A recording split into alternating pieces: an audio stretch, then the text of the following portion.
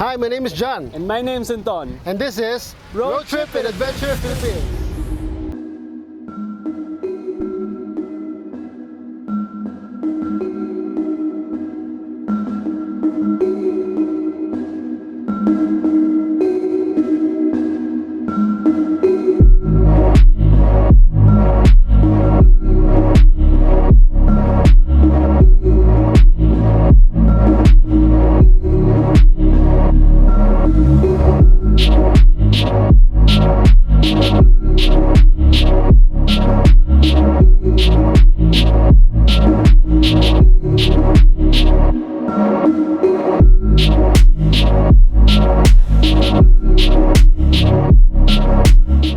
Hi guys, we're here to review the FX4 MAX.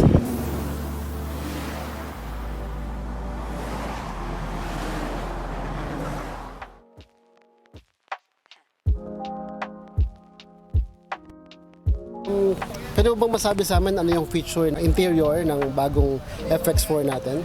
Yes sir, FX4 MAX, it comes with leather seat cover and 8-inch touchscreen monitor.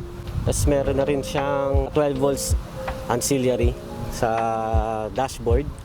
And then, ayun po, may ambient lighting just like the Ranger Raptor po.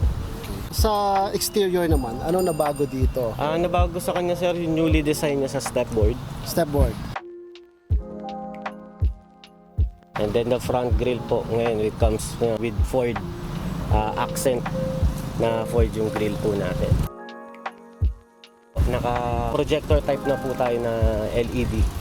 Alright. Yes sir.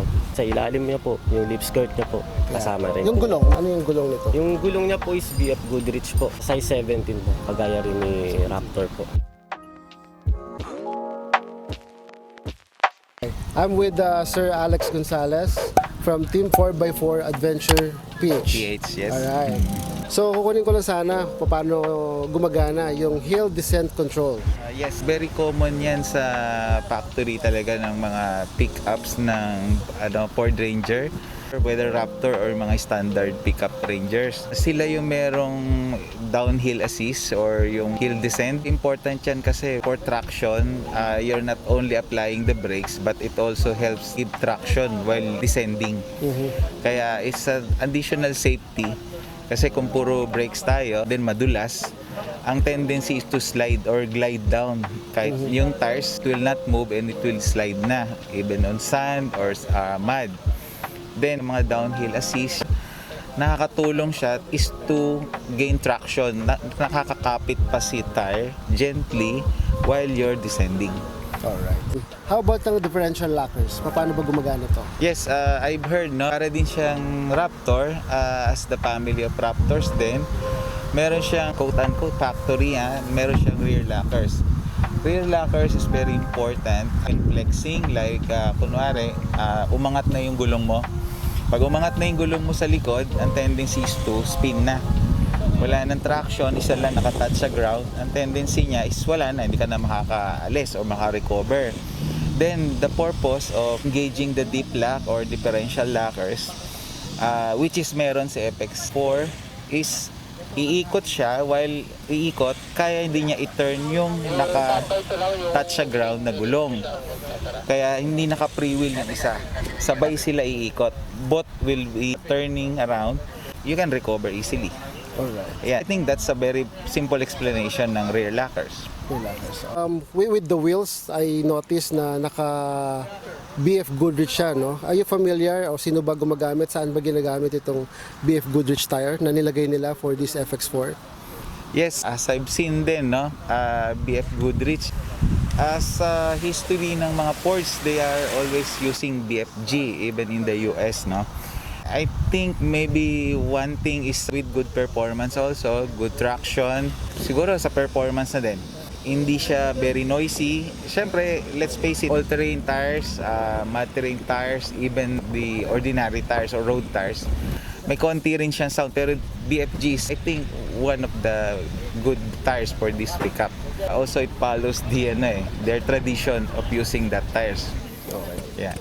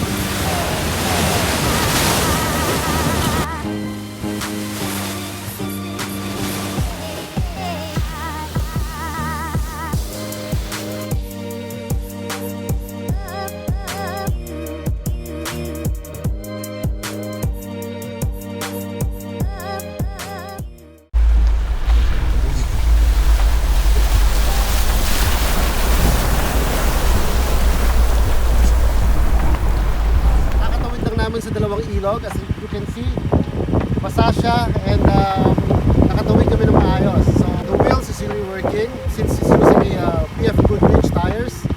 So walang problema. River crossing approved. Alright, so this time we're going to test the hill descent control. Yes, sir. Okay, so as you can see, pababa yan. So we're just gonna engage first the hill descent control, which is here. Ito siya. Okay, sir. Okay, so naka-engage na. Natin yung okay, sir. Yan. Alright, confirm. So, yeah, here. Baba tayo. And then right here, we're gonna stop here. Bibitawan ko to. As you can see, meron siyang controlled brakings. Okay? So hindi ka bumubulusok, which is very nice. Very effective. Very useful when you go off-road.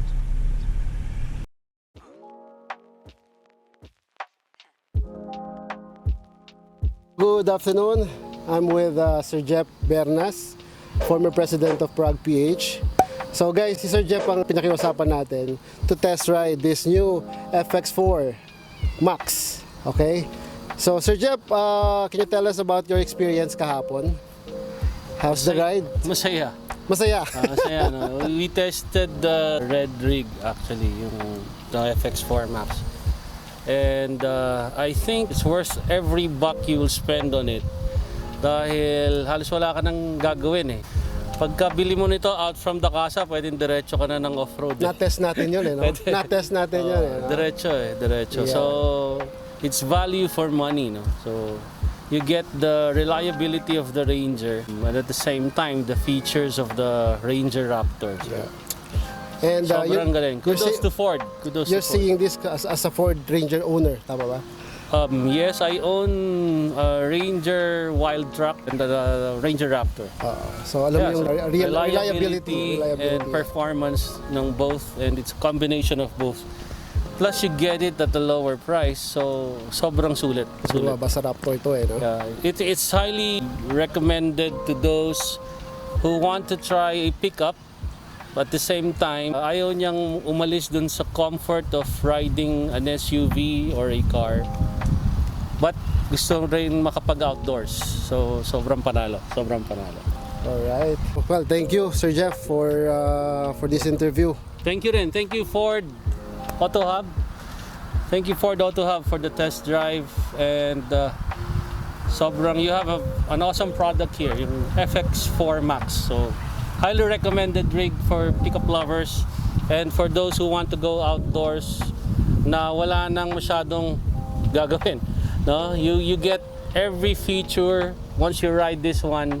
You go straight to the outdoors here in Zambales. Perfect, perfect. Alright, thank you. Thank you very much.